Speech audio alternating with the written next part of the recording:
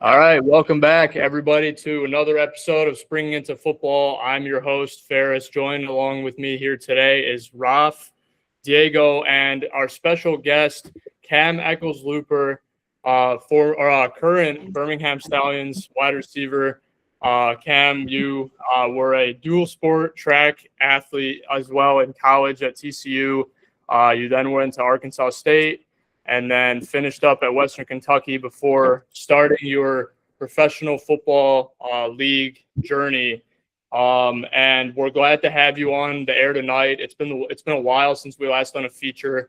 If you're wondering what other features we've had on the show, we had Davion Davis, a Stallions receiver as well in his time, and it was great to have him on the show. We had him last season, and then Channing Stribling, now playing in Europe. We had him in our first season as kind of a podcast, an official podcast. So you are our third player to have online, and we're glad to have you. So thank you so much. I appreciate y'all having me. I feel honored, man. I feel honored. I appreciate y'all. Hey, Rob, move your head. Who you got behind you? I got your boy Luis Perez. Okay, you got a real one there. All right. Hey, all right. Hey, he's my guy. He's my guy. Hey, bro, I love Adam Sandler. I love Adam Sandler. Bro, so before I actually start this, Cam, I was told my brother, I was like, hey, remember watching, because he's a USFL guy. He doesn't really like much of the new UFL. But I was like, remember Cam Echols-Luper? And then he said, nah, I don't know. So then I showed him a picture of you, like of you in a general's uniform. He's like, oh, like he knew who you were, and he was like, man, that's cool if you're gonna interview him. Like my brother's even excited the fact that I'm interviewing you. That's love, bro. That's love, man. Appreciate you, bro. Appreciate you, man. Yeah.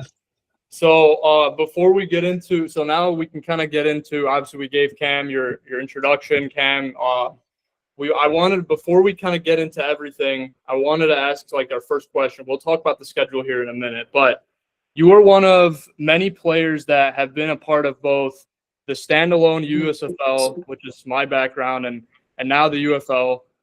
Could you potentially share any differences, like from a player standpoint? Obviously, we've heard from Davion Davis, who didn't see too much of the USFL, but you obviously have relevant experience with the aforementioned in general. So if you could share any of those.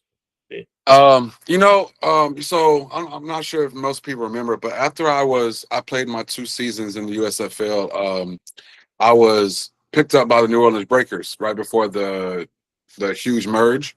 And what was it? The Breakers, they folded, correct? Like they folded, right? Yeah. And so from there I went to the CFL. So the last couple of years, once they merged and dropped the XFL to the UFL, I couldn't tell you the difference, honestly, because I went to a completely different area for football. And I mean, I can kind of say a few things only from what former teammates and guys that I know have said, but I really can't speak on it too much because I haven't been back in the US to play since, what was it, 2023? From my knowledge of talking to guys, I guess you could say that the competition is a lot higher and better. And I'm not saying that the competition was bad or subpar in the USFL. It's just, when you have a league as the USFL that turns to UFL and that's growing years after years, automatically you're going to have better competition, better guys. You're going to have guys that, have set on practice roster in the NFL or set on practice roster in the CFL that, want opportunity to play. And so, they're going to come down to the UFL and, try to showcase what they have. So it makes sense for the competition to be better, for guys to, to come down and, who I'm not going to say are better than what they were in the USFL, but, it's just, some guys are just better than other guys, and that's just how it is. That's really all I can really, I guess, say about that portion of it. No, that's fair. No, I actually do have one question. So you did spend like 2 years out of the UFL, like out of spring football in America. How was that recruiting process to get you back? Because when I had seen the name Cam Echols-Luper got drafted, I was like, he's still playing? Because I wasn't even aware. So how was that draft process? Did they say, hey, we're going to get you, you're going to be on the team? or was it more of just a thing that caught you by surprise? So before I answer that question, is this PG-13, PG? Because I have a phrase that I like to say that goes with this question. I can make it.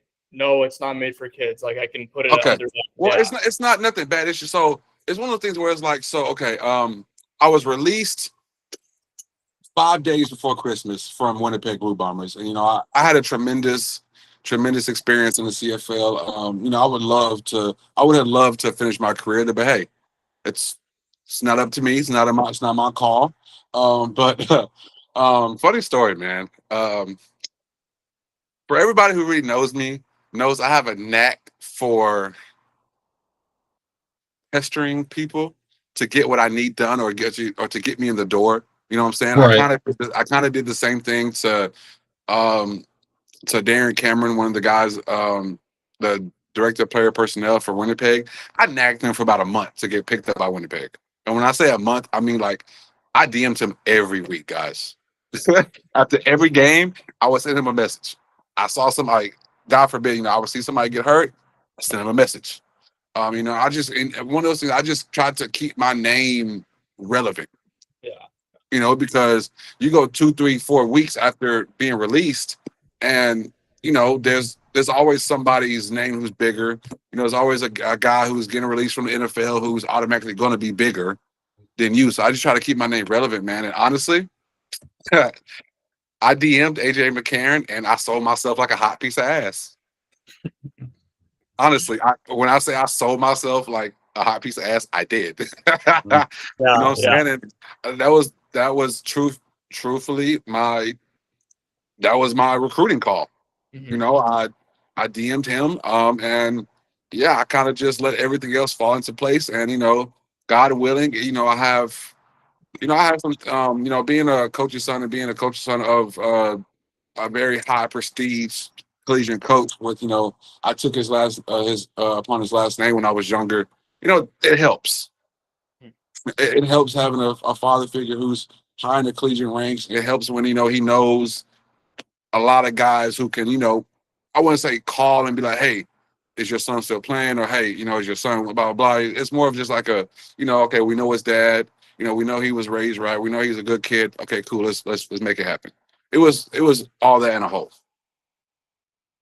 Yeah. So I wanted to kind of ask you. So like you said, you kind of use that phrase as like, okay, you kind of use that phrase of a hot piece of ass. Like that's you selling yourself to whoever you want to get picked up by. Would you say like a lot of other players do that as well? Like, are they also on whoever to make sure that they can get their name recognized, or is it kind of? I would say yeah. I would assume everybody's doing it, but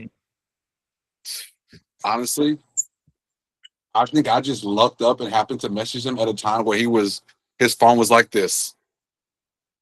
And he just might have happened to been scrolling or might have actually been in his DMs or on Instagram and it popped up. And I truly believe that it was just divine timing. It just happened at the right time. It's probably one of the best days of my life so far.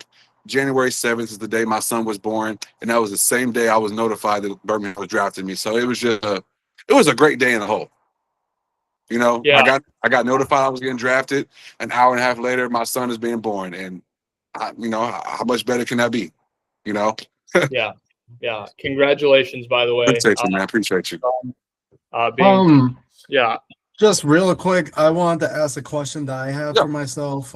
We were just tapping into the topic of AJ McCarron and the Birmingham Stallions. And I just wanted to ask, the Stallions went in this offseason, hired AJ McCarron as the new head coach for the season. And a lot of the fans are currently displeased, or at least some of them are still displeased with the move, especially after how long Skip Holtz was coaching the team, and they just felt like that he brought just a sense of culture to the city of Birmingham. But I wanted to ask, how do you feel about getting the chance to play for AJ McCarron? Well, to piggyback off of the first part of your statement of the fans, fans are never happy. You know, it's always, you can go undefeated and win a championship. There's always some fans still talking this. Yeah. That's why they're fans. You know what Yeah, I'm saying? exactly. You're going to love us or you're going to hate us. So either way, how about you just come support? Either way, we'll appreciate you. But honestly, I'm ecstatic. I'm excited. I'm thrilled. I mean, who wouldn't be overly ecstatic to play for a guy like AJ McCarron? Like, honestly. I mean, I'm extremely interested to pick his brain. I'm extremely interested to, you know, to pick Corey Latimer's brain, our OC. You know, I'm in the lack of words. I'm like a kid in a candy store. I can't wait. You know, I'm just ready because, like I said, it's been 2 long years of me playing in the CFL, and you know that game is completely different from the game down here. And honestly, I'm eager to really show that everything that I've done in the last 3 to 4 years isn't a fluke. Everything that I've done with the 5 games that I had when I was starting, or you know, whatever, that it's not a fluke. It's not this, like, you know what I'm saying? What I do isn't just for Instagram clicks, Instagram likes, Instagram posts. You know, and that's truly I wouldn't say my number one goal, because my number one goal is to come in and to, you know, to help win, help bring a championship to the city, blase, blase. But I really want to prove not only to myself, but to everybody watching, my coaches, whoever's watching the NFL, CFL, wherever, that I am exactly who I say I am, that I've been for the last 3 to 4 years. Yeah, that's a Thank great you. point. Well, Diego, go ahead. You want to say Oh something? no, I was just saying thank you. Oh yeah, I was just gonna say. I mean, that's a great point you make to all the aspiring, you know, professional football players. Is that you don't know who could be watching, and Absolutely.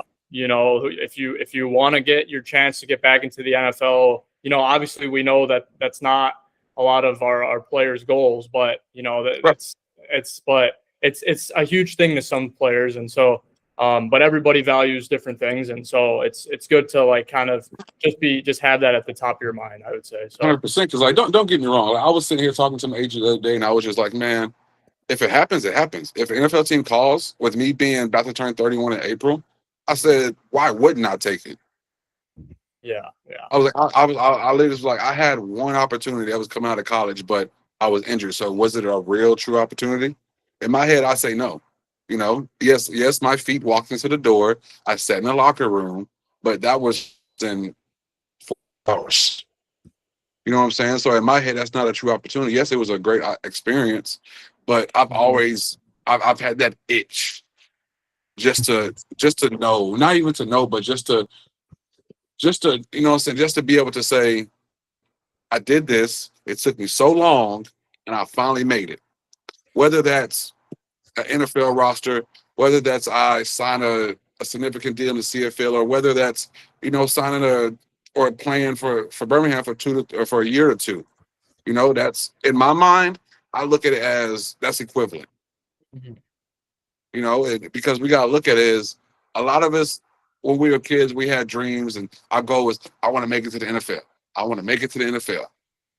And honestly, that wasn't a big enough dream. Yeah. You know, because if I was sat here and said I wanted to make it, then me walking into that locker room, practicing for one day, going home, that would have been the end of my dream. You know what I'm saying? What we should be dreaming as kids is, man, I would love to make it to the NFL. I would love to put on a helmet and play a play. I would love to play a full season. You know, I would love to do this, that, and the third. Those should be the dreams we said, instead of saying, you know, man, hope I make it. Yeah, I think something that I kind of wanted to add to that is that like the goal for a lot of, you know, current athletes is just have the longest career as possible. You know, you're Absolutely now 30, you know, you've talked about how you're going to be turning 31 soon. Like, and so you want to have the longest career. And obviously, you know, maybe if that goal of the NFL hasn't been fulfilled, you've been at several different places and you've learned a lot of different things at several different locations, destinations. So it's been yeah. So like that's what the goal should be. It should be to have a long, sustaining career, because obviously we know football is not sustainable past a certain point. When you can play for several teams and several coaches and several organizations, it should mean something. So absolutely. Absolutely. I'm gonna go ahead and share my screen here with the schedule. I know it's kind of change of gears, but the schedule came out yesterday. And I know like it's kind of a blur, like when we all look at it and we have to remember like who's on every team, and with the drafts being so can you see it, Cam? Or Yeah, I can see it. I can see it. okay. So this is the schedule, and then I just wanted to kind of go off of this, like Roth, Diego, did you guys have any thoughts, like whether it was the or Cam, you can chime in as well, like with any of the games going on throughout the week? I know Chris Redmond came on the UFL Kings Instagram today, and he's like, there's a game like during the week of the Kentucky Derby. I kind of think like I think week 6, April 30th, that game against the Battlehawks will be the game for the weekend of the Kentucky Derby. So if you guys had any like other thoughts, like if any of these games, Cam, if like maybe you have a game circled, like do you have any, obviously Luis Perez, Rof's background there on the Renegades, and do you have any games circled on your calendar? I know it's pretty early, but honestly, I have one day circled, and that's day 1 of practice. Okay. Truthfully, like don't get me wrong. Yes. Yeah, Every game. Don't get me wrong. Yes, but the main focus is day 1. Yeah. Because we get to day 1, we can worry about day 2. Yeah. You know what I'm saying? I'm one of those guys that like, yeah, I can look ahead into the future, but it's hard for me to really focus there when we still have 4 hours left in this day. Mhm. I'm one of those guys where it's like I got to finish everything today for me to be able to focus on tomorrow. So like, don't get me wrong. Yes, I would. If I could sit here, I'd say I don't know, maybe looking at it. I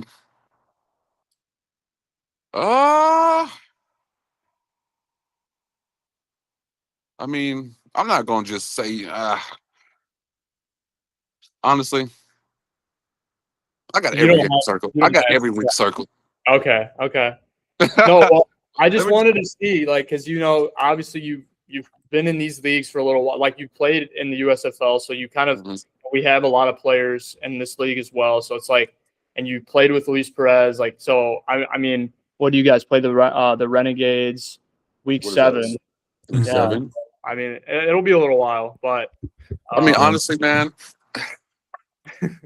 to say the least, I'm just honored and happy to be able to come back to the States and play in front of my family, play in front of my sons, play in front of my lady, play in front of everybody that couldn't travel to Canada. Yeah. And like, don't get me wrong, playing in Canada is a tremendous, great experience, but there's nothing like playing ball down here. Yeah. Let's be honest. And just with everything that our new owner's done, The Rock has, and everybody that's done in the past for this league, who wouldn't be sitting on G waiting on O to play? Like just to looking at like, honestly, like you said, there's a lot of guys from USFL and on the rosters, and honestly, I'm excited to see everybody. Yeah. Like, I'm one of those guys that like I legit have friends, like 3 to 4 guys on each team that are like I consider, I wouldn't say they're really good friends, but like I can call you guys and be like, hey, want to come over for a barbecue? Like and so I'm ecstatic to see everybody, honestly. Yeah, so there isn't like anybody specific, like with your past experiences. It's really just everybody, because everybody's in the same loop and in the same boat. Like everybody's wanting to get back somewhere or wanting to play more football. So yeah, man, there's not nobody specific, but I'm just happy just to be able to see all the guys succeed, man. Everybody that was former teammates, everybody that we made lasting brotherhoods or friendships with from the USFL. I'm just excited to see everybody, honestly. Okay. Hey, Cam, brother. I just I have a question that had just came up just about now, and I just wanted to just pick your brain about the week 4 game, the first game in Birmingham against the Orlando Storm. I know that with the structure of the USFL in 2022, all of the teams were based in Alabama. If you guys were doing community events, it would be with the schools, with any restaurants or any local businesses. And then not just that, you also, for some of your childhood, you had grown up in Auburn, Alabama. And I just want to say really quick, I love your statement about just finishing up everything today so you don't have to worry about the future or tomorrow. And Yep. I just wanted to ask, how does it feel just really just being able to play for the city of Birmingham, not just Birmingham, but just the state of Alabama, just returning to a familiar place after trying out the CFL and just able to just put some nice tape and just make a name for yourself? Yeah, man. I think honestly, I think that's what might have helped me, get picked up by Birmingham as well, is the fact that I have, Alabama ties. I went to high school in Auburn, Alabama from 2009 to 2013. My stepdad was the running back coach at Auburn University from that time. So that alone gives me a lot of ties, man. And it was funny is my stepdad, AJ McCarron, and the offensive coordinator, they all kind of, know each other with the Auburn, Alabama rivalry and all that. And I want to say, if I'm not mistaken, I want to say Coach Siski also coached at South Alabama while I was at Arkansas State. So we played against each other. So I mean, like I said, it's we've shared the field with each other, just never knew each other. And having those ties with Alabama, everybody knows football runs deep in Alabama. Yes. You know what I'm saying? It's, I would say this to this day. Texas is number one for the state of Alabama, or Texas is number one for football. Alabama is number two. Rob, I don't agree. I don't agree. See you, Rob. I see you. I think Florida's number two. understand. Florida's number two. Hey, that is a good argument. That is a good argument. Okay, I will. As long as you just say Florida was number one, we're good. We're good.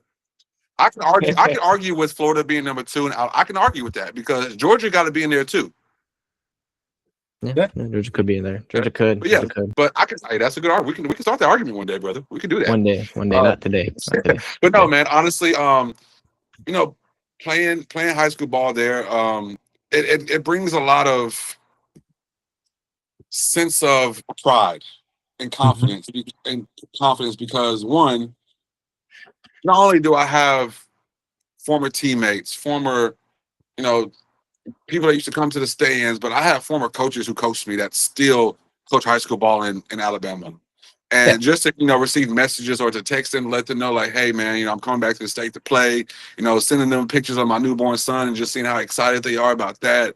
Honestly, it gives me more excitement to be able to go to the state of Alabama to play. Because it's not a single person going to a random state, not knowing anybody, not anybody knowing you. So that's the sense of confidence, sense of pride that, it feels good to walk into the stadium, and I'm not saying there's going to be 50 people that know my name, but there's going to be at least one. Yes. You know what I'm saying? And that one, he might have told his friend, who his friend told his friend's cousin, and, it trickles down. And that alone means the world. To know that, I left the state of Alabama with, leaving positive vibes in people's heart, positive vibes in people's minds about me, and that's just, I would say that honestly. Yeah, I would definitely say that it's going to be fun. Obviously, you said like there's nothing like it when coming down to play in the States, and you're right back where it all started. So Yep, it should feel rewarding, like you said, like in a sense. But it's almost a full circle moment. It's almost where, like, I wouldn't say that's where I first started playing football, but that's when football first really meant this is going to set you up for the rest of your life. And honestly, man, I loved playing high school ball in Alabama. I did. Whether we were playing Robert E. Lee, Smith Station, Central, Enterprise, Valley, whether they were 4A, 5A, everybody in Alabama low-key has a really good football team. Like, you might be the worst in your conference or whatever, but you go play, for instance, every time we played Valley and they were 4A and we were 6A, Valley would always give us a run for our money. And that's just honest, man. And I think everybody in the state of Alabama, it's like Texas, they take football, seriously. Yeah. It's live or die, you know? Yeah. So yeah, I mean, I think it's going to be great. Like you said, I mean, it's great to always come play football. You know, where obviously Auburn was big for you playing in high school, Absolutely. and you said how it's really just the whole state. It's not just it's not just a couple teams. It's really every team. So, I wanted to ask one of AJ's questions. So what is what is one of your favorite moments or plays so far in your football career? So like that can be high school, college, pro. So I have two. I have two actually. All right. My first, I want to say I might have been in 5th or 6th grade. But when I say like this is one of my fondest memories, only because it's just one of those plays that you'd be like, there's no way I was making that play at that age, at that old, and it just kind of like if you look at how I play and look at my career, it'd be like, well, that makes sense because that's exactly how you play. I remember 5th or 6th grade, and I was living in Stillwater, Oklahoma, and I was playing for the Golden Eagles, and I was playing, I want to say safety, and I was, it was covering the end zone, and the guy threw a long pass, and I caught it with one hand, but I took it 109 yards back for a touchdown.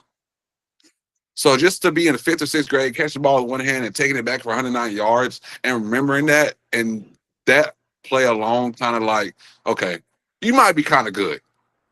Yeah.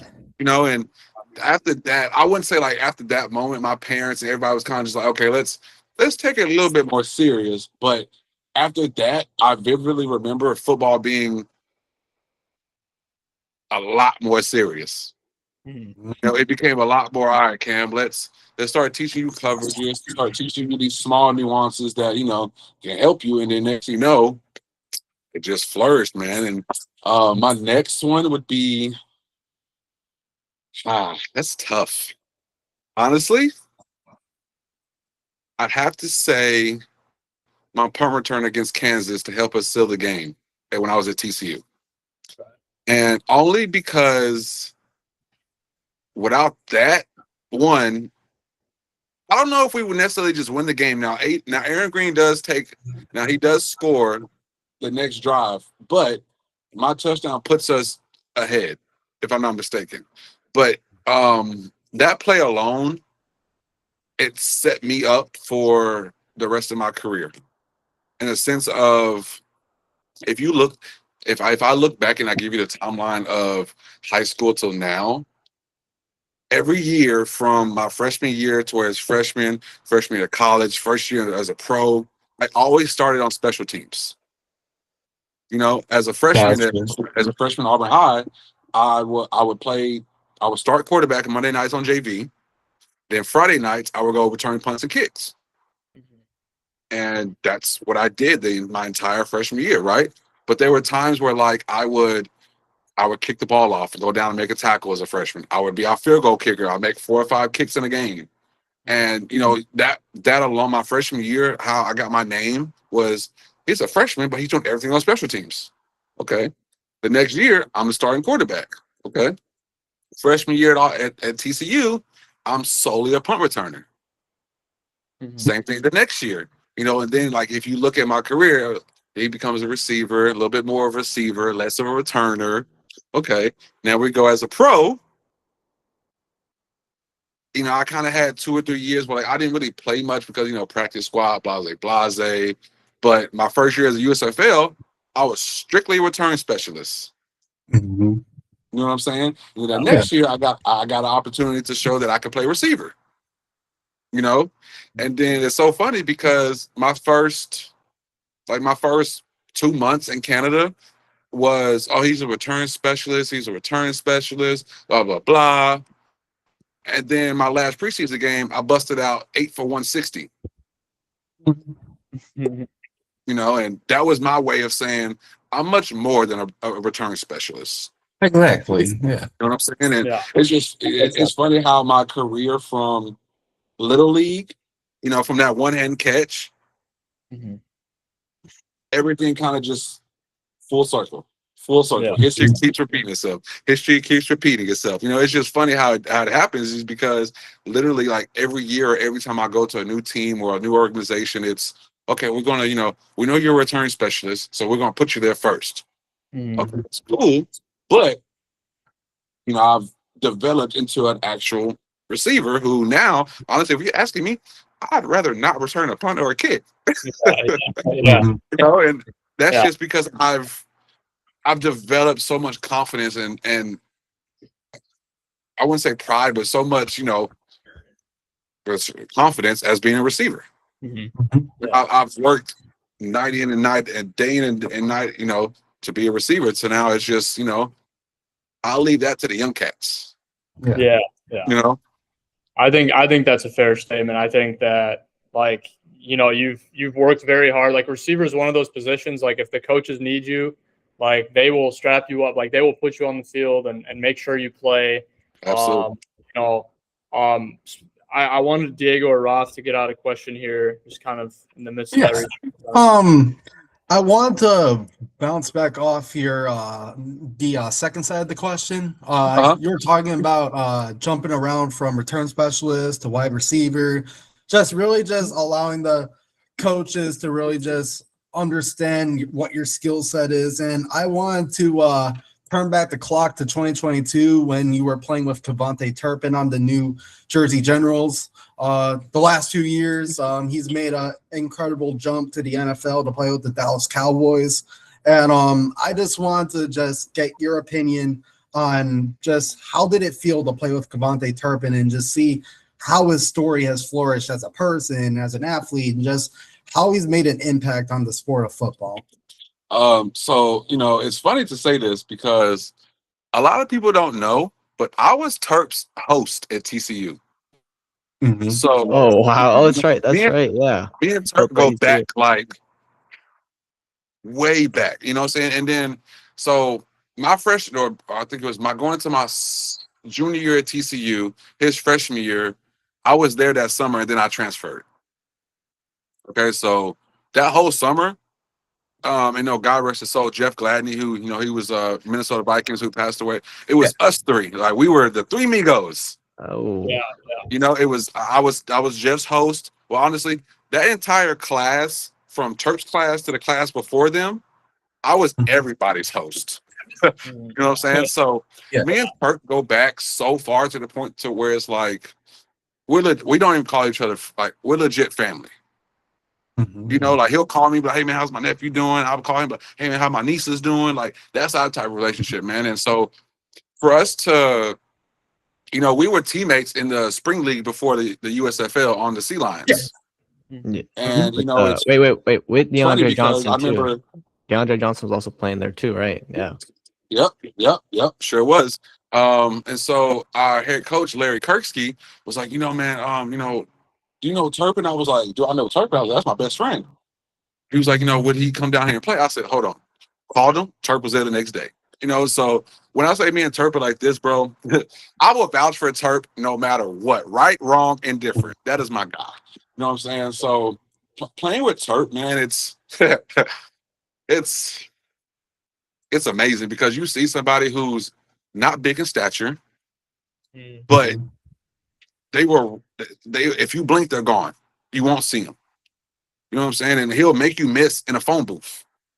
Yeah. And people like, trust me, I hear and see everything everybody's saying on the internet about, Turk didn't have a good year this year, blah, blah, blah, blah. But he did exactly what he needed to do. Yeah. You know what I'm saying? Like, you expect a guy to have 600 yards when you got two guys going over 1,000? No. Turp is doing exactly what he needs to do.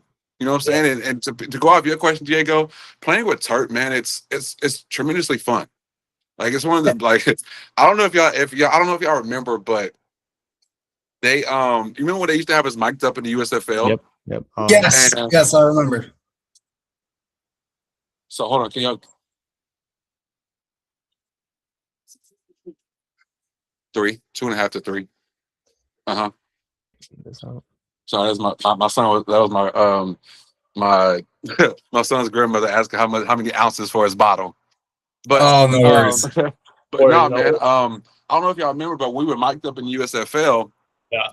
They posted, Turp was mic'd up, and you could hear him talking shit.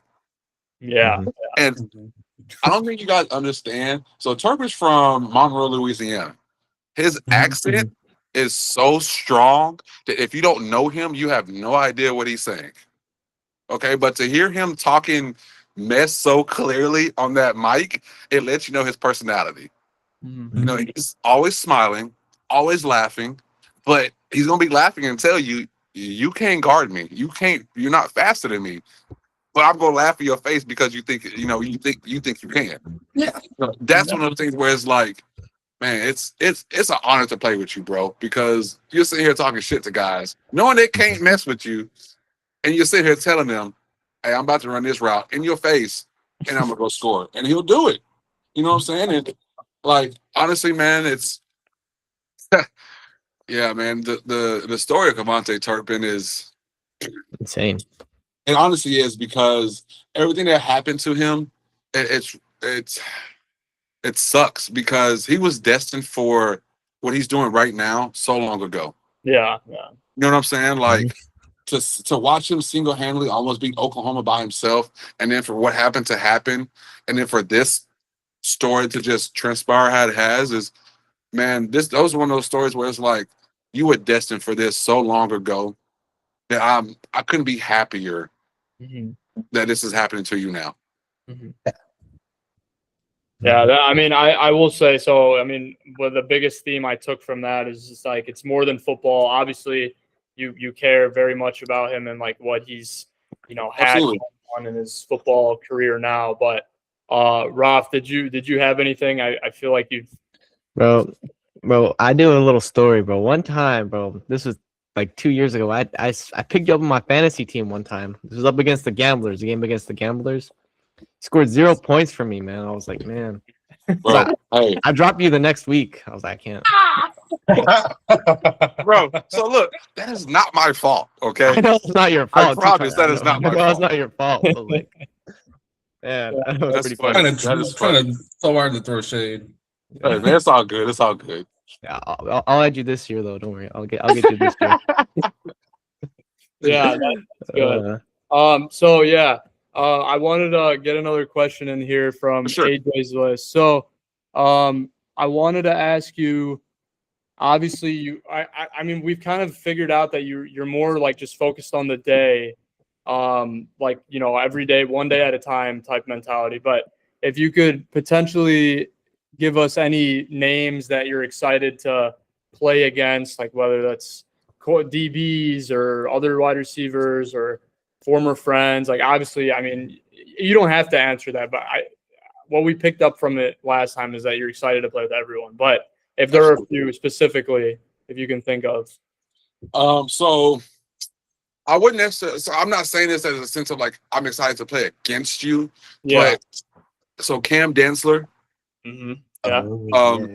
Me and him have a very, special relationship because he was teammates with Jeff in Minnesota. Okay. Yeah. And just to be able to share the field with him, knowing that we have a brother that's looking down on us, that's going to mean the world to me. Yeah. And honestly, man, so we're on the same team, but me and Deion Kane were rookies together and coach rookie minicamp. Okay. And just for the fact that like I didn't make it out of day one, and to know that we're teammates now, it's honestly in my heart, it's special because it's like, damn, bro, we started as pros together, and now it's a full circle to where we're back together again. You know what I'm saying? And I can say the same thing about Daywood, because he went to WKU right after I went. And it's just so funny because we've been locked in, and I wouldn't say like, talking to each other, but we've had communications ever since I left WKU. Yeah. You know what I'm saying? And so that's awesome as well. And another guy, we're on the same team, our quarterback Taylor Elzema. Yeah. So how do I say this? Before I was cut by Winnipeg, me and him were DMing about, us being excited about joining training camp, blah, blah, blah. And I was like, hey, man, I'm excited to get out there with you. And then I got cut. And then I saw he was drafted by them, or, he was allocated. Then I was drafted. And I sent him a message. I said, I say it's destined for us to be teammates. There's some teammates. You know, it's destined for us to share the field together because we were supposed to share it there, but now we're sharing it here. Mm-hmm. So, you know, man, like I you know, honestly, I would say those guys, but like I said, man, I'm just whoever lines up against me, I hope you feel the same thing I feel about you because I would give you my best. Yeah. You know what I'm saying? Like whether I win the rep. Sorry, guys, there's an ambulance back there. Whether I win the rep, whether they win the rep, man, I'm just ecstatic just to be able to put my feet on the ground in front of somebody and say that, you know, we're professionals doing this at a high level. Mm-hmm. Yeah, that's definitely a good point. I mean, obviously, I just wanted to kind of see if you know you had some former connections, and I mean, it seems like you have a lot. So you'll be excited to play against whoever, and it should be a great. It seems like you're very excited to go. Now, Ferris, I'm not gonna lie. Yeah. If you'd have asked me that question about anybody in the CFL, that would have been a different topic, my brother. Speaking of the CFL, we haven't even touched on the CFL. Yeah, man, let's do it. You played with like the reigning, you know, Winnipeg Blue Bombers. You know the CFL. I believe they were CFL champions this year, right? So they weren't CFL champs, but they were like 5 years in a row runner up. Yeah. They made it to the Grey Cup 5 years in a row. You know, and that's so much to say. Yeah, you know, for an organization to make it to the championship 5 years in a row, you're doing absolutely something right. You're doing something right. Yeah. You know what I'm saying? And, go ahead, bro. I'll say, but I saw you were with Calgary a year ago, right? How was that like? How was it with the Stampeders? It was good. It was good. It was a good experience. Yeah. You know, and and it's funny because I'm laughing because there's so many mixed emotions about that question. But I'm not one of those guys where that's gonna sit here and say anything negative about anybody, anything negative about an experience. I'm gonna just laugh because if you know, you know. Yeah. You know what I'm saying? But I truly like I had an experience that nobody else could have. You know what I'm saying? And at the end of the day, it was a great experience. You know, so with Calgary and Winnipeg. It's just if you don't know the rules and the little funny games of the CFL, then the CFL is really not for you. You know what I'm saying? And when I say that, I mean like the ratio numbers. You know, they play a lot of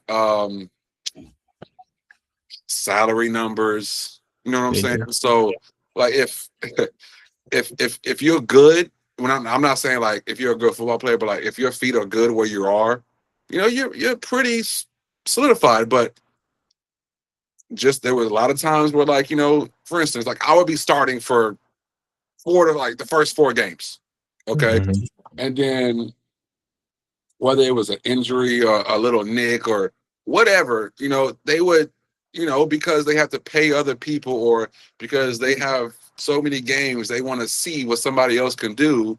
But at the same time, it's like, y'all are taking money from my pocket. You're taking money from other guys' pockets. You know what I'm saying? But like, that's just like, if you don't know what the CFL game is or what it entails, and it's going to be very frustrating. But at the same time, man, I'm one of those guys that like I don't sit here and sulk in the negatives. You know what I'm saying? Like you can bench me for a week, you can bench me for 2 weeks, but at some point in time, it's going to come back that like, okay, we got to put Cam back on the field, or we got to put this guy back on the field because he makes plays, he does everything right, or you know what I'm saying? The game we win when he's on the field, or whatever. You know what I'm saying?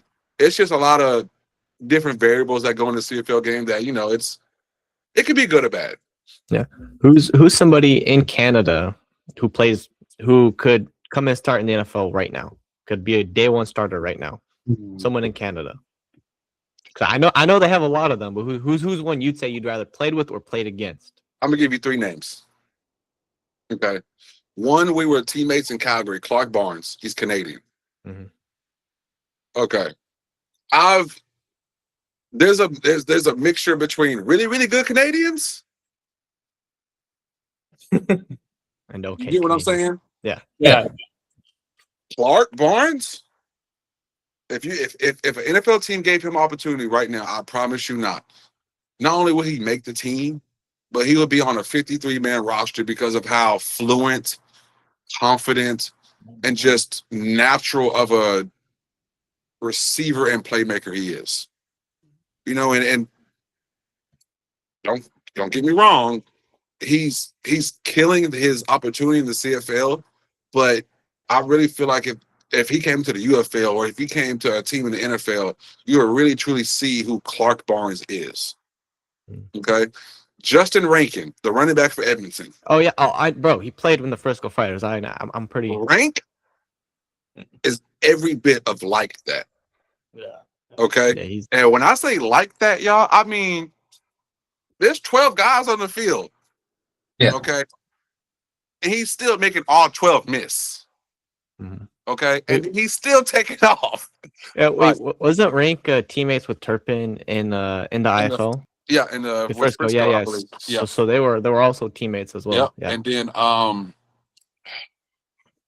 want to say, okay, I'm gonna give you actually, he just signed with the NFL team. Jacob Roberts, the linebacker for Calgary. He just signed with the Minnesota Vikings.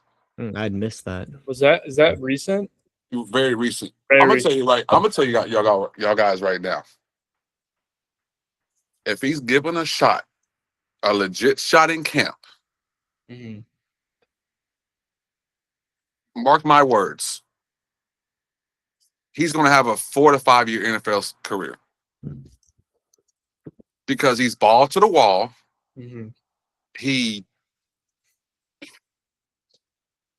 just there's a difference between you being intelligent and you being a football genius. You know what I'm saying?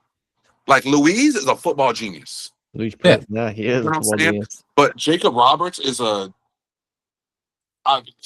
he's a damn quarterback and linebacker. He sees it happens before it even happens. You know what I'm saying? And it's one of those things where it's like you could be instinctive, but for you to know where it's going before everybody's even set is one of those things where it's like, all right, if you get a legit shot in camp, bro, you're gonna make it. Yeah. Mhm.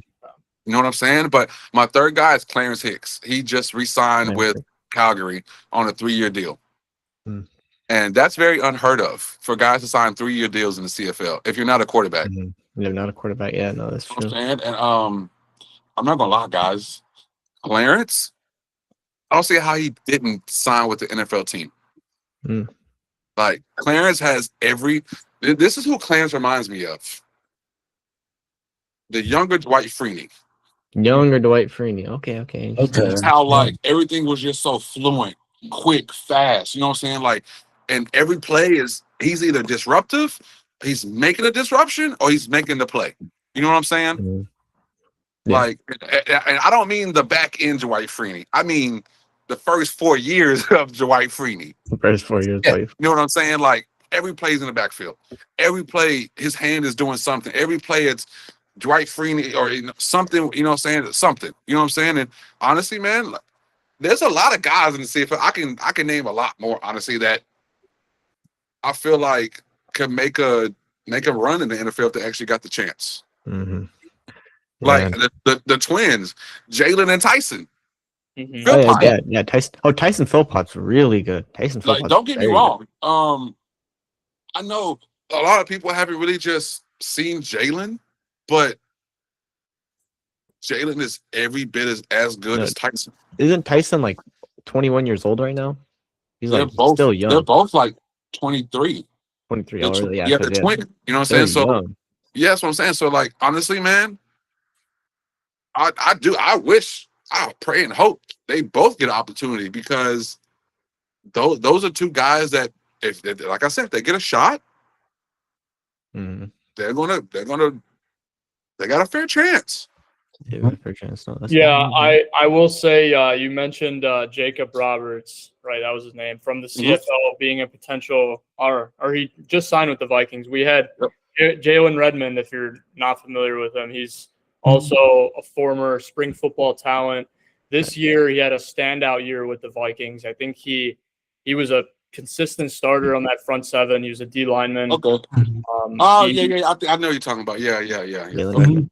Yeah. So just something, just a little side note, nothing, but Little side note. you know, so I wanted to ask you. Obviously, you played track, or you participated in track as well through high school and through college. How is it like just participating in two sports like at the same time? Obviously, football season being in the fall, and then track kind of following in the spring. Like how was that like on your body and um, yeah. Yeah, man.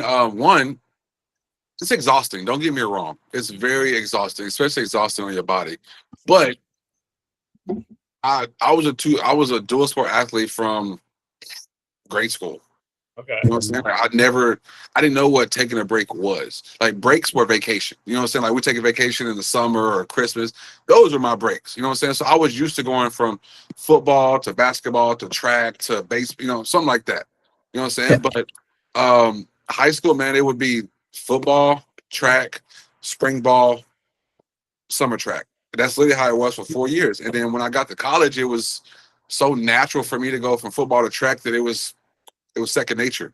And honestly, man, don't get me wrong. Yes, it was exhausting, but I tell everybody this. So like I coached at a prominent private high school out here in Orlando. It's Bishop Moore. I was the head sprint coach, and I used to tell all the guys, I'm like, man, I promise you, come out here, get me all on track. I promise you're gonna have a tremendous football season. I had a guy. His name is Magnus Talma. He just picked up, I think it's like his 11th and 12th offer from Colorado State and Liberty last couple of days.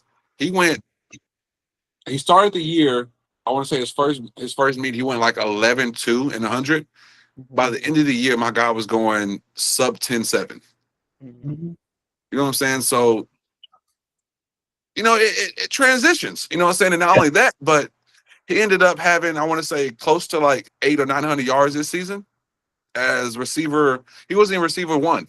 You know what I'm saying? So it translates. And then not only that, but everybody on his team was like, man, you look so much faster. You look so much different. Like, how? Why? Where did it come from? Yeah. It takes a guy to know a guy. You know what I'm saying? And all I did was truly, everything I did, I just gave him the game. You know what I'm saying? I was just like, bro, like, look, exactly how you're lifting in football, you don't stop doing that in track. Yeah. You lift the exact same way. Because what it's going to do is it's going to make you faster. It's going to make you faster because not only are you lifting heavy, but you're running fast every day. And the number one key that most people don't understand is to get fast, you have to run fast every day. You can't run fast one day, jog the next day, run fast, and then you have to legitimately run fast every day. Yes. That's how you become fast. You know what I'm saying? So, man, yeah, a lot of people don't know this, but so when I transferred from Arkansas State to WKU, I was completely done with track by that time.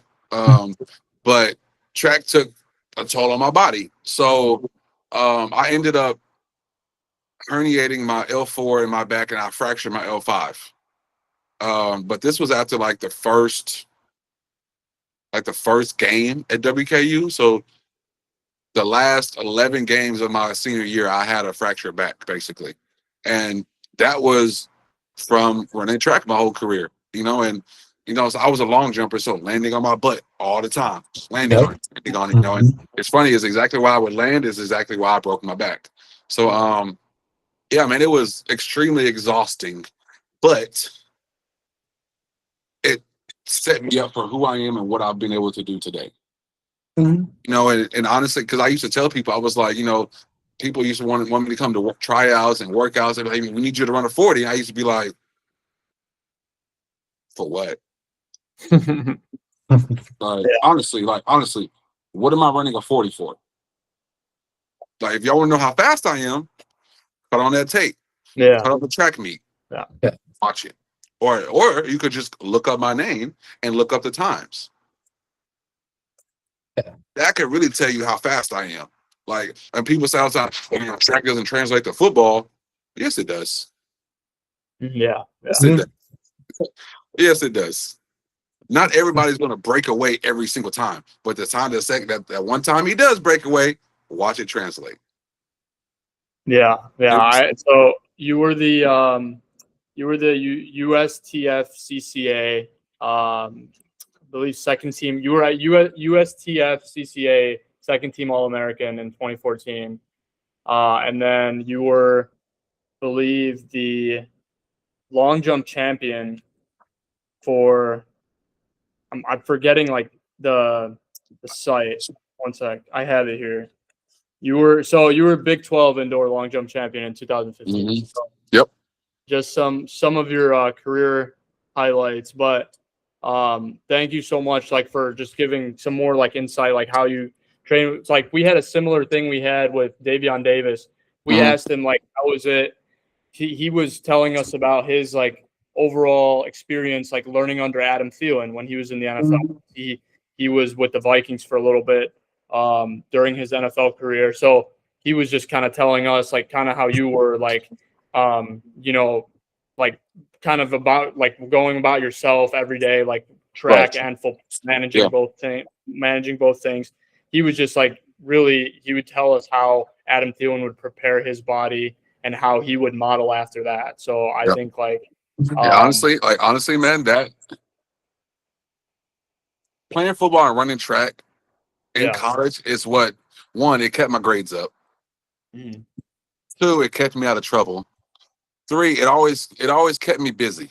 Mhm. You know what I'm saying? So I had downtime, but the downtime I did had, I'd go chill at the house or I'd go, eat at a restaurant. I didn't have the downtime. I didn't have the energy to go do extra stuff. You know what I'm saying? That like everybody's doing now. Like I was getting out of practice at 6 o'clock and I was like, man, I'm exhausted. Time to go get treatment, go eat food. I gotta do it again tomorrow. Mhm. And that's honestly how it was until I actually stopped running track. And then I realized I was like, dang, I got a lot of time, free time on my hands. And the next thing you know, I started getting in trouble in school. I started doing extra stuff. And yeah, man. Yeah, but to piggyback off what you were saying, Ferris, yeah, man. It's funny because I had a how do you say this? I had more success on the track than I did on the football field. Okay. But it just, the only reason that is because track is a very individualized sport. Yeah. You know what I'm saying? And don't get me wrong, track athletes are tremendous athletes, but they're not football players whatsoever. Mhm. And the one thing that would make a difference between me and, let's just say, I'm not going to say his name because he was a completely different person. I was going to say Trayvon Bamel, but he's an Olympian. And don't get me wrong, I raced Trayvon Bamel, and yeah, there's been races, there's been times I'm like, okay, I know I can win this one, but the race I was racing against him and Tyreek Hill, I said, yeah, I would just race for third today. I said I'm good with third place. But what I was going to say was, I would use my, how do I say this, my football mentality on the track. And me being a little bit bigger in stature, wider, broader shoulders, I would use that on the track. Yeah. You know what I'm saying? And like, everybody in track, everybody knows everybody's skinny and they're shredded up and ripped. Don't get me wrong, I'm shredded up and ripped too, but I'm thicker than y'all. I'm bigger than y'all. So I would use that as like a, like a scare tactic. Yeah. Like, because most people, they see somebody kind of swole coming from football in a tank top and tights. They're like, oh shit, he's not going to run this fast. He's not going to jump this far. Yeah, I am though. And at TCU it was me, Kobe Listenby, and Jordan Moore. We all played football but ran track. And at that time, I believe that's what made us so good at TCU, is because everybody, even the girls, adapted our mindset. And that goes back to me being in high school. Was my high school track coach, he always used to tell us, when you get off this bus, that's when you win the meet. It's not when you get there. It's when you're walking off the bus. Mhm. And honestly, we brought that to college, and that was like, when we get off the bus as a football team, you're either going to win it or you're going to lose it when you get off that bus. Everybody can feel it. Everybody can feel it on that walk-in. You know what I'm saying? And that's how we used to do it at track meeting. We used to be like, as soon as we got that bus, as soon as we got that plane, we got to start putting fear into people, because You're not if me and you line up next to each other, Roth, and I'm sitting here looking at you, staring you in your soul, looking you up and down like I'm on the football field.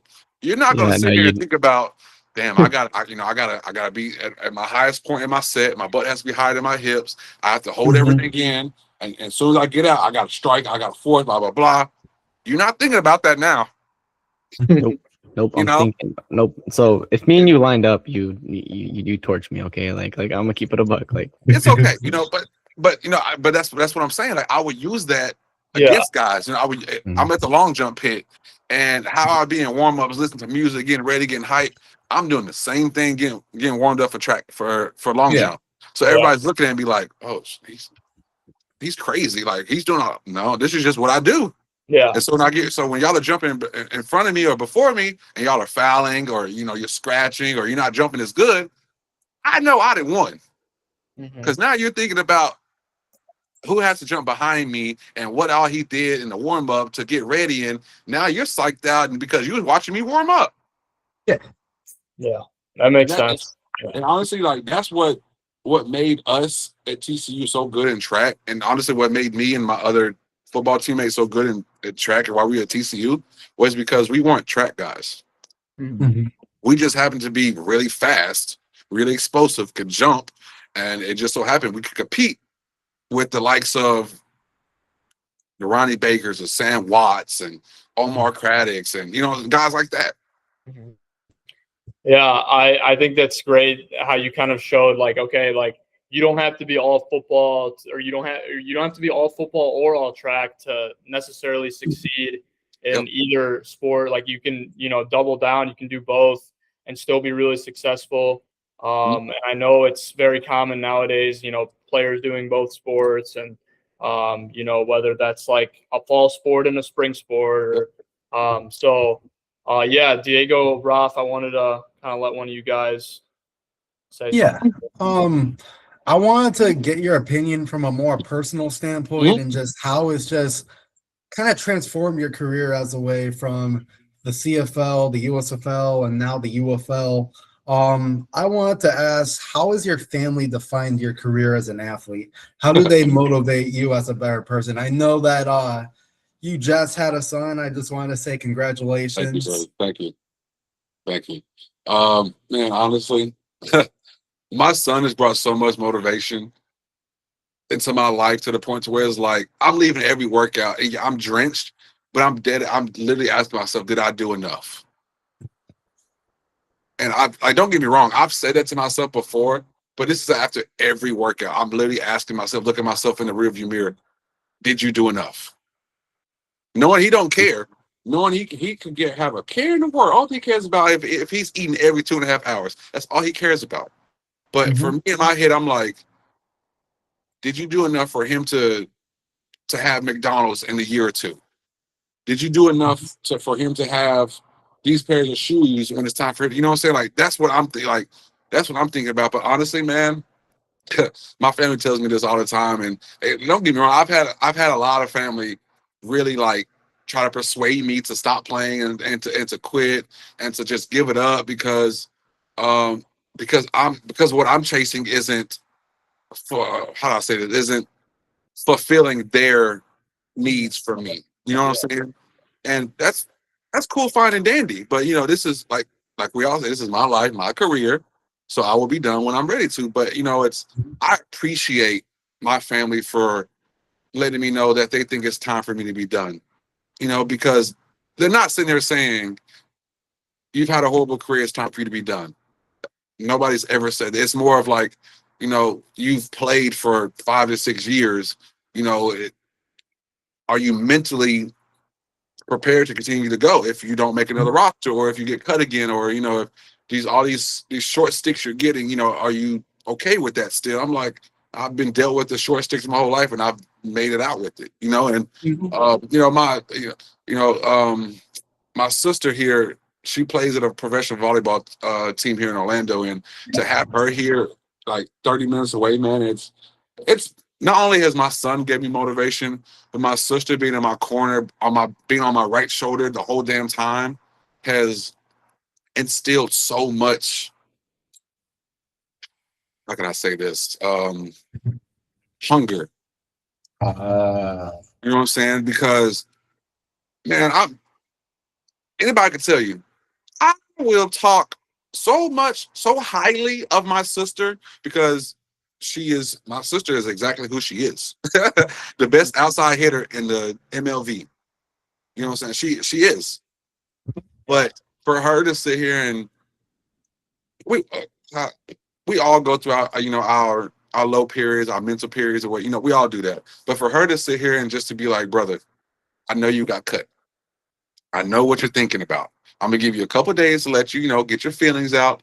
But when I text you in a couple of days, I expect to see you at the field. And after that, I expect to see you at the field again and again. And just to see that, and her next message was like, Bronx wouldn't want you to quit right now. And my son's name is Bronx, so that's what I'm talking about. And I honestly, man, if it wasn't for my sister and my lady, I would have hung it up.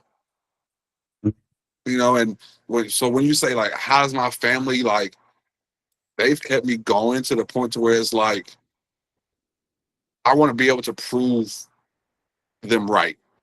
You know what I'm saying? And I want, in the sense of, I want to be able to go out here and be a UFL all-star to where they're like, this is why we stayed on your butt. This is why we gave you so much confidence and spoke so much love and confidence into you because we knew you could do this. And honestly, man, that's how I answer that, is because, man, I've had family members. I can show y'all texts of, man, it's time for you to be done. I've had family members legitimately like stop talking to me because I told them it's not time for me to be done.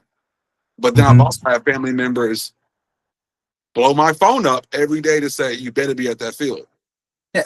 Or they'll send me a text of saying, your son is going to be watching in a couple of years. What are you going to do now that makes sure that he follows in your footsteps?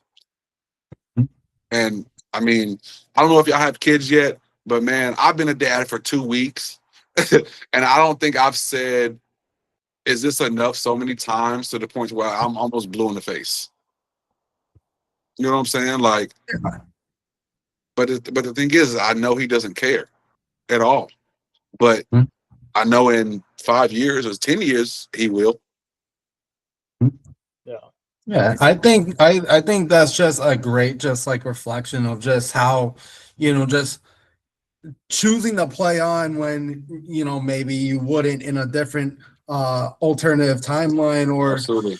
or it just really just connects to also to the story of AJ McCarron, to where why he chose to play in spring football so he could play in front of his kids. Yeah. And then we just saw that a couple weeks ago with Phillip Rivers deciding to come out and play for his kids. So, just family just plays so many parts in sports, and just to really just see just your hunger and just how you just want to make sure you're doing everything right.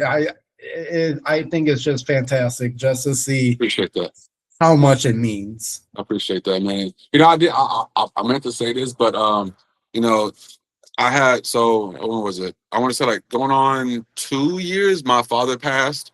But it's so weird because when I got cut from Winnipeg, it was like, I guess the world kind of sent like messages through people to like contact me.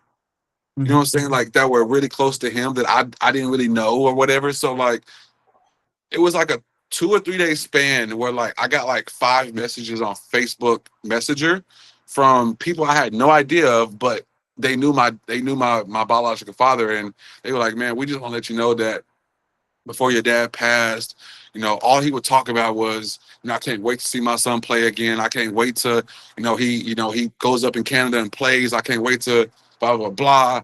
And man, just like to know that I'm back in the States, and he can see me play anywhere because he has the biggest screen to watch his, but to know that I'm back in the States and knowing that my grandfather can get in his car and drive to Houston, or he can drive to Arlington and see me practice. Yeah. That alone is one of the reasons why I have not hung up the cleats. Is because the one message, I have it as a screensaver actually, is it literally says, if there's one person in this world who didn't want you to quit, it's your dad. And man, like our relationship wasn't the best, but when we were together, you wouldn't have known that. You know what I'm saying? So for them to message me knowing I didn't know them, and for them to say like, not even knowing that I was battling in my own head of, do I want to give this up? Do I want to quit? Do I want to keep going? And to see that, to get those messages, it was a tall tale sign of him telling me, you're not done yet. You know what I'm saying? And I could tell myself I'm not done 1,000 times, but I'm still going to wake up in the morning and be like, is it worth it? You know what I'm saying? Like I'm over here looking at my son, and I'm like, he wasn't even born yet, but I'm looking. You know, I was looking at my lady and looking at her belly, and I was like, "Is it worth it?" Mm-hmm. You know what I'm saying? Like, and she's steady telling me, "Yes, it's worth it. Yes, it's worth it." And just to get those messages from all those people that he interacted with before he passed, and for them to say, "You're not done yet," 100% it's worth it. Yeah, I think I think it's great to kind of hear about like your family story and how everybody's still very supportive of you, because we know as a lot of, as we know of a lot of players that it might not be the same way. Like, a lot of family members or people around the individual or the player like might not be as supportive. So it's great to hear 100%. they're still a big part of your process and like your everyday upbringing. So I wanted to ask one more of AJ's questions. Yeah, for sure, man. Like this could be like the nightcap, but like it says after. Oh wait, hold on. Yeah, after playing a couple years, like after being in football for a couple years now, like obviously, you've been on a several amount of teams. What would you say is some advice like you'd give to other players that maybe are coming out of college and maybe are saying to themselves like, okay, I don't think I'm gonna go this far, but I still have a chance at some capacity. Like I can, obviously spring football's, it's only gonna get bigger.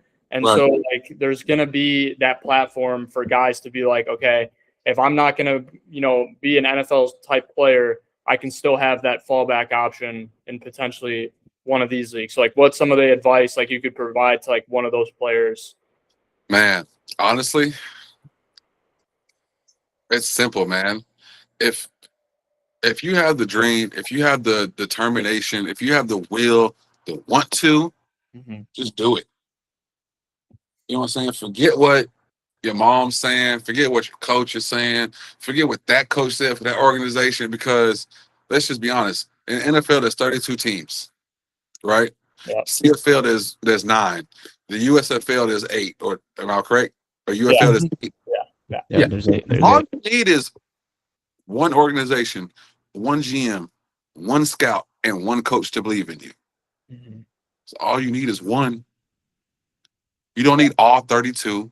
You don't need every offensive coach to believe in you.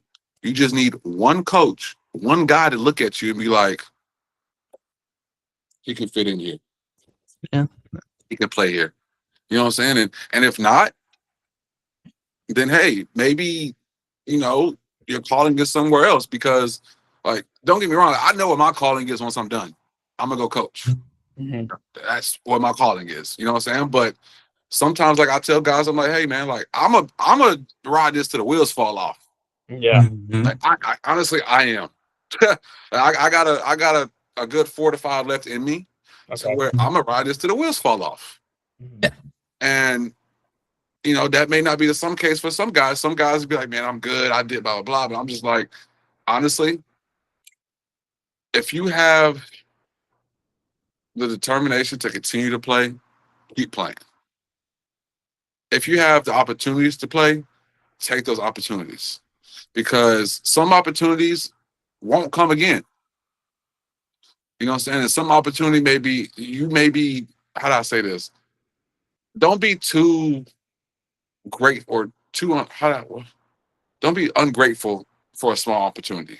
You know what I'm saying? Because maybe I chose the wrong path back in the day when I could have made it easier for myself by going to the CFL a lot earlier, but I didn't. You know what I'm saying? It could have been easier for me, but that's my whole path. But like I tell guys, I'm like, man, look, if you have to go arena to get here, do what you got to do.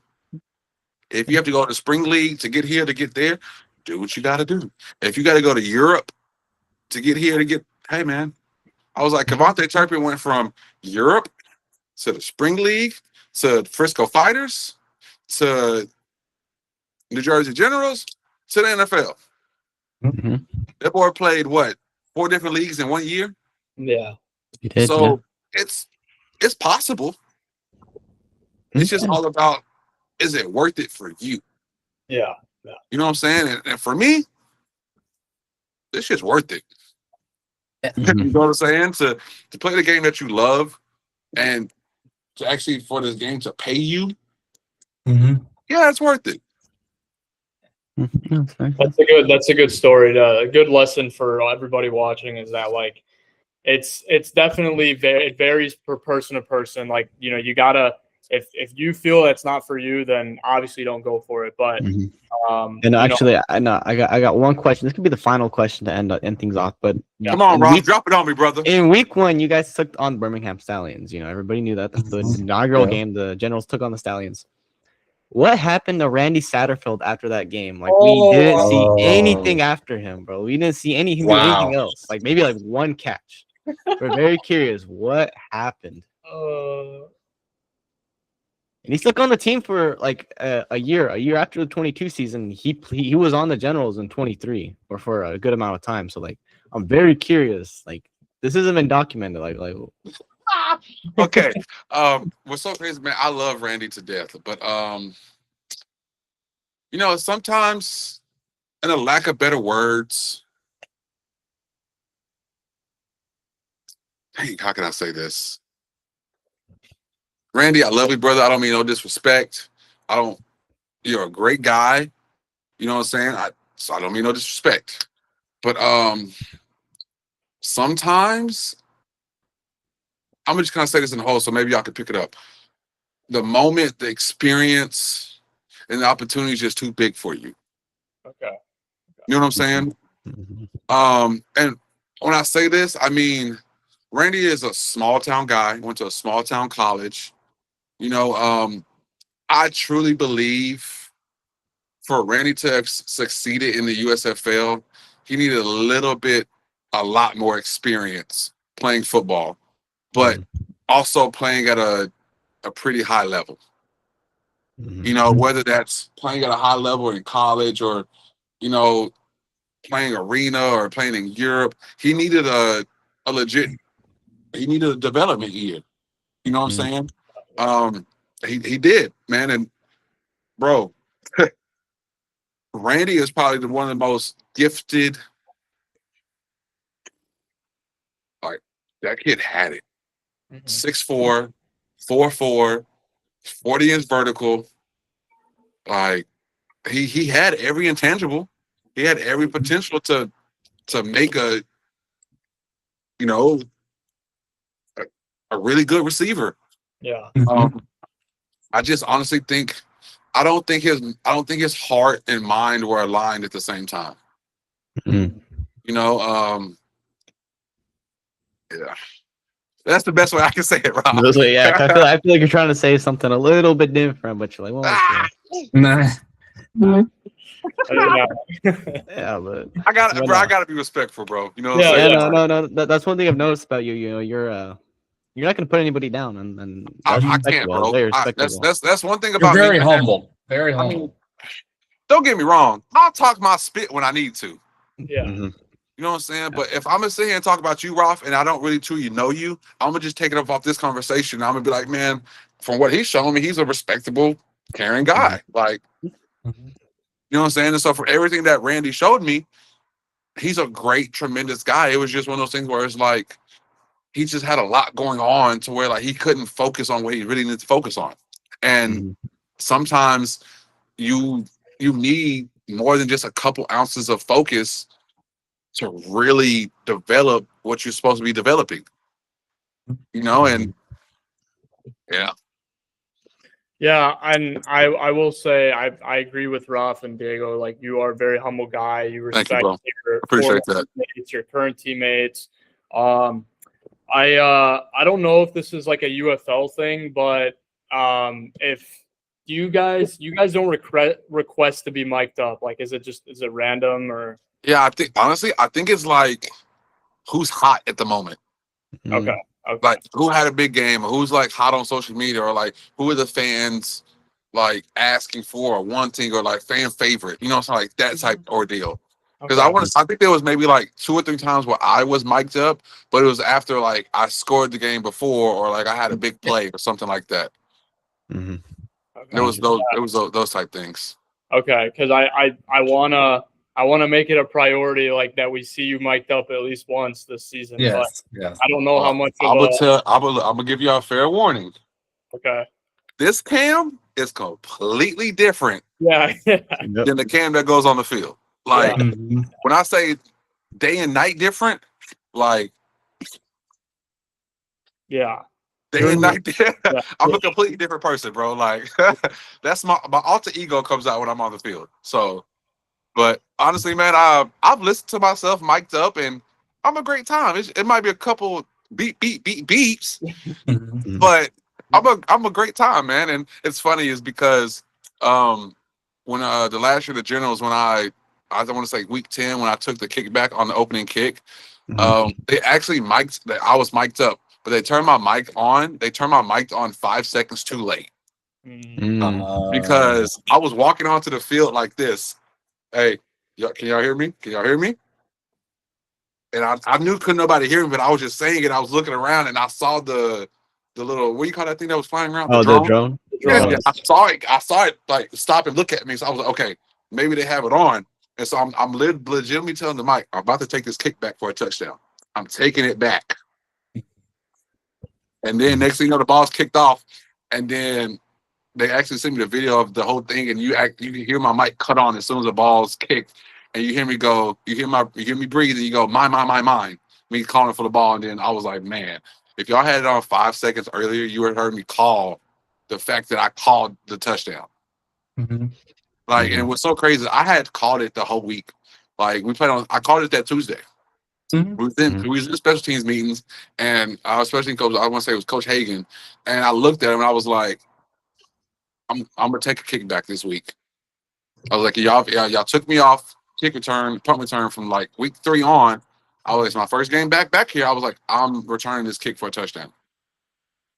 Okay, yeah. I wanted to get some potential insight, like if you had any know all about that, like okay, how do they select the players? How do they? It's kind of like if you're hot at that moment type thing. Okay, all right, that makes sense. Roth, Diego, I don't think Roth doesn't have anything. Diego. I have one final question for you, Come on, brother.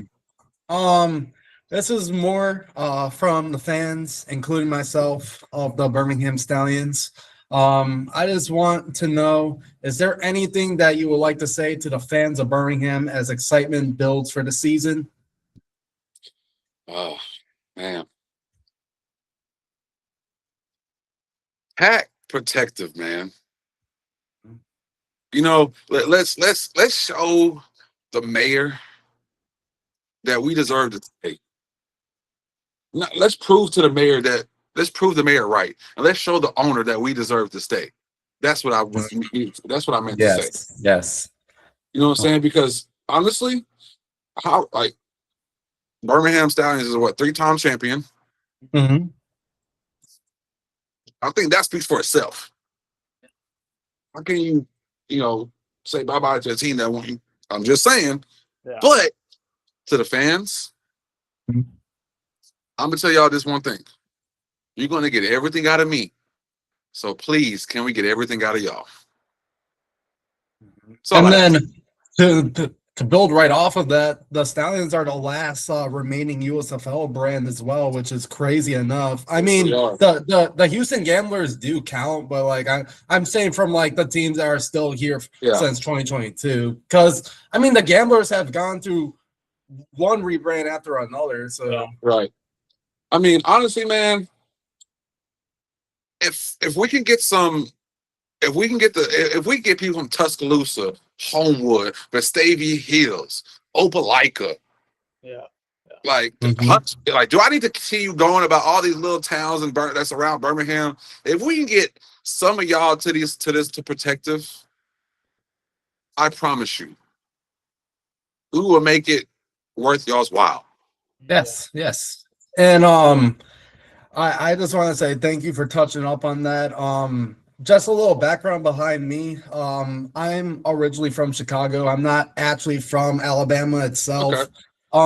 When the USFL was announced back in 2021, I was already into spring football, but I'd watched the XFL the year before. Okay. You know, I was doing a little sightseeing, seeing who stuck out to me. The three biggest teams that stood out to me were the Stallions, the Generals, and the Gamblers.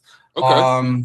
Next thing you know, Stallions ended up calling my name, and even though I'm not from the state itself, even if I've never attended a game, I just still feel like that I'm a part of this family now. I'm a part of sure. like a lot of group chats. I've interacted with a lot of Stallions fans, and one thing I will say from the group chats is that we're really trying to make the shirtless section more of like just something for everyone. And man, it would just be absolutely awesome if just you could just jump into the shirtless section, bring the energy to everyone watching in person or on ESPN or whatever. Just I know that I'll tell you this, Diego.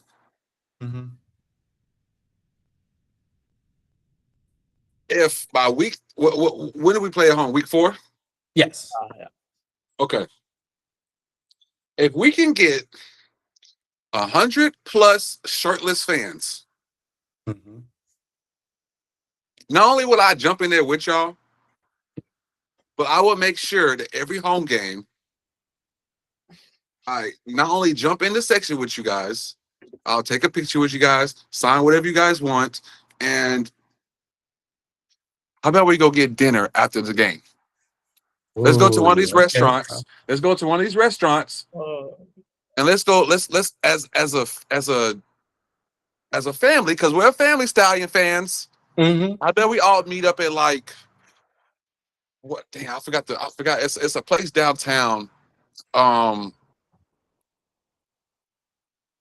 think it's called 300 Bar, 3000 Bar.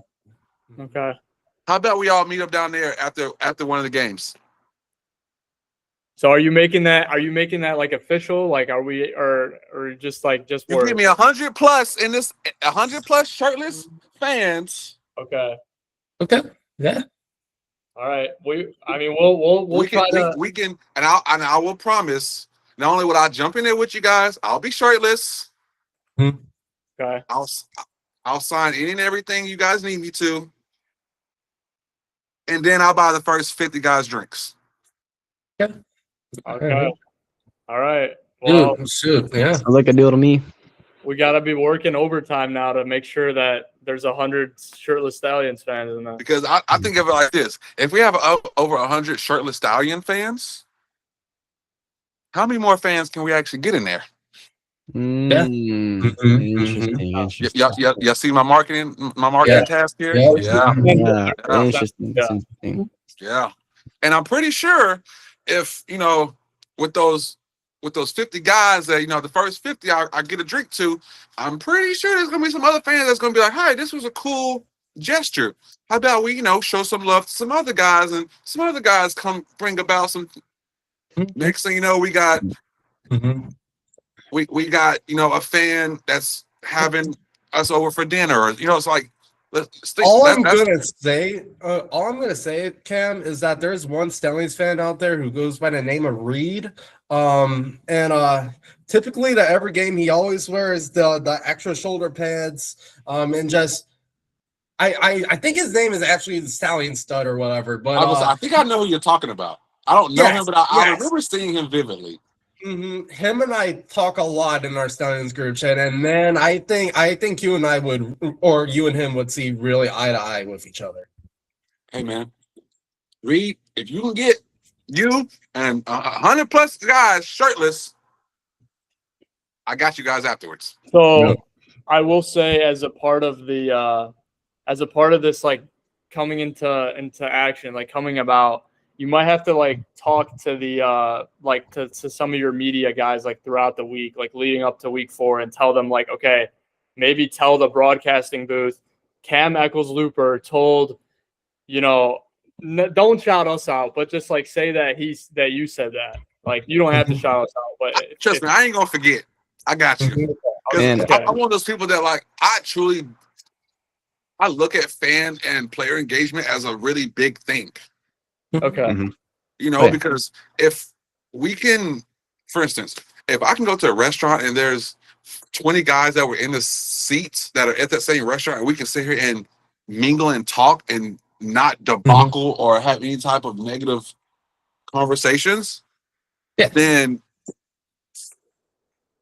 we can bring another 20 to 30 to 40 guys to another restaurant, or we can, you know what I'm saying? Like we can have an event that's 500 Stallion fans with the Stallion team, and we can call it a fan player dinner. You know what I'm saying? Like we can do things like that if we can just realize that, hey, we are players. Respect us. We respect you as fans. Yes, we know you don't like this, don't like that, but leave it there. Yeah. You know what I'm saying? Like if we can do that, I feel like honestly we could make a run for having some of the best fans if they just, you know, just allow us to show you guys that we're worth you guys driving to Protective. Yeah. Yeah. Low key, you low key got me sold to go fly out there to be at the game. You low key got me sold, and I don't even like the Stallions. I've hated the Stallions from day one. You know, I've been a day one Stallion hater. So Hey, you low key got me sold a little bit. You can't be a hater no more, brother.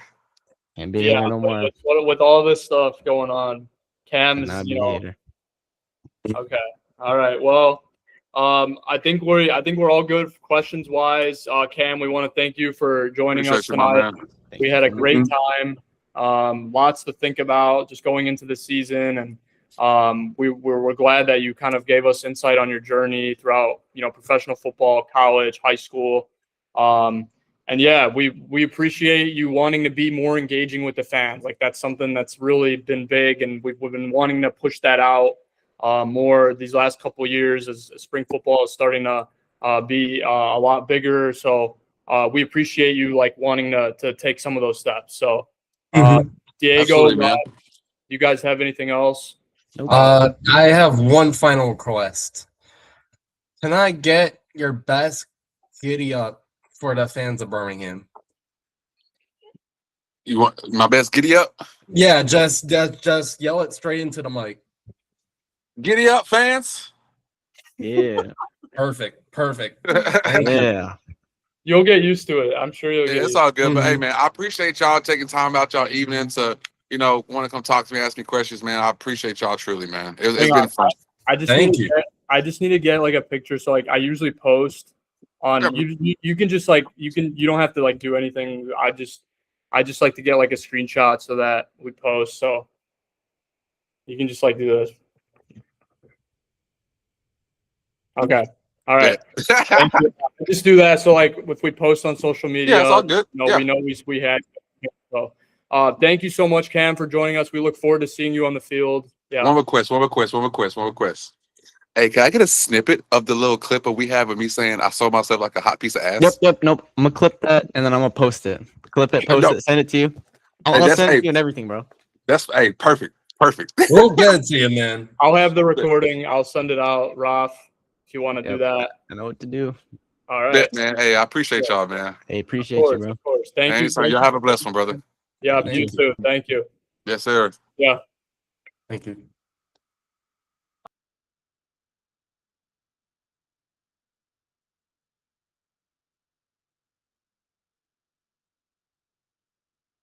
you.